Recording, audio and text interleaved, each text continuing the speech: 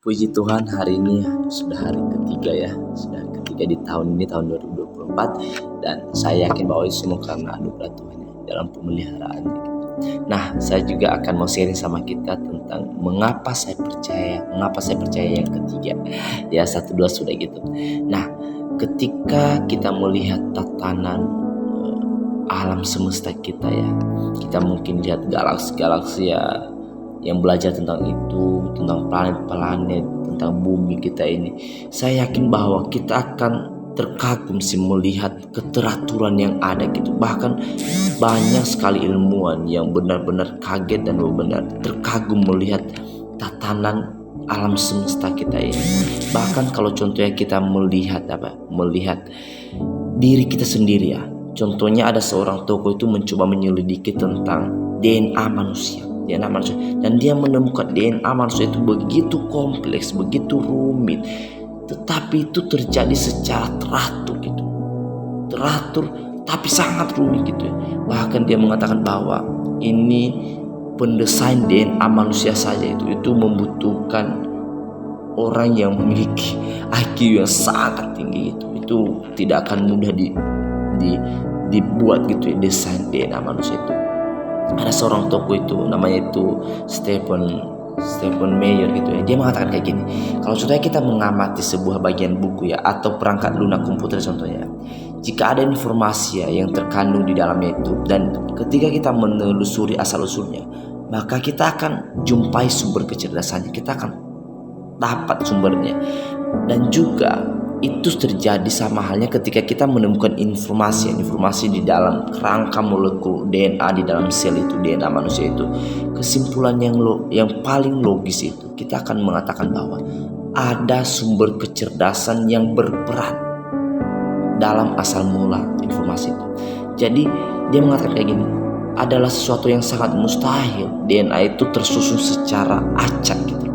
Tiba-tiba aja DNA itu terjadi kalau nggak ada pendesainnya, ada yang mendesain. Dan dia mengatakan bahwa kerumitan itu, kompleksitas DNA itu harus ada perancangnya gitu, harus ada yang merancangnya. Sama juga dengan alam ini. Ketika kita melihat tatanan tata surya gitu, planet-planet kita gitu, galaksi-galaksi, kita akan menyatakan bahwa wow, ini begitu teratur. Sedikit saja melenceng gitu dari porosnya, kita akan hangus gitu ya, hancur bumi ini. Tapi puji Tuhan itu tersusun bagus gitu.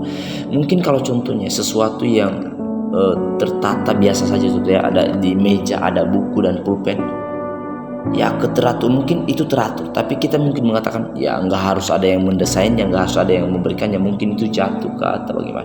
Tapi kalau sudah kita lihat meja gitu ya, ada buku di situ, di tempatnya ada pulpen, lalu di sampingnya kita lihat ada laptop, di sampingnya ada contohnya kipas atau ada bunga, kita akan sadar bahwa itu pasti ada yang mengaturnya sih, seperti itu. Karena sangat kompleks, sangat banyak, sangat rumit gitu. Pasti ada yang menyusunnya. Sama juga ketika kita melihat alam ini begitu kompleks gitu dan begitu tertata, begitu kompleks dan begitu tertata, harmonis semua, memiliki kesinambungan manusia, hubungan semua. Maka kita akan sampai pada pemikiran bahwa pasti ada yang mendesain, pasti ada yang menatanya. Jadi kenyataan bahwa alam ini tertata, teratur, harmoni, kompleks, itu memberikan konfirmasi bahwa pasti ada pribadi yang lebih besar yang mendesainnya, yang mengaturnya, yang menatanya. Dan kita yakin bahwa itu adalah Tuhan. Jadi itu adalah alasan mengapa saya percaya yang ketiga. Kompleksitas, harmoni, desain alam, bahkan DNA kita itu memberikan konfirmasi bahwa harus ada perancang yang lebih tinggi daripada alam ini, bahkan lebih tinggi dari manusia, dan itu adalah Tuhan. Semoga ini memberkati. Tuhan Yesus memberkati. Mari kita belajar teologi secara santai saja. Oke?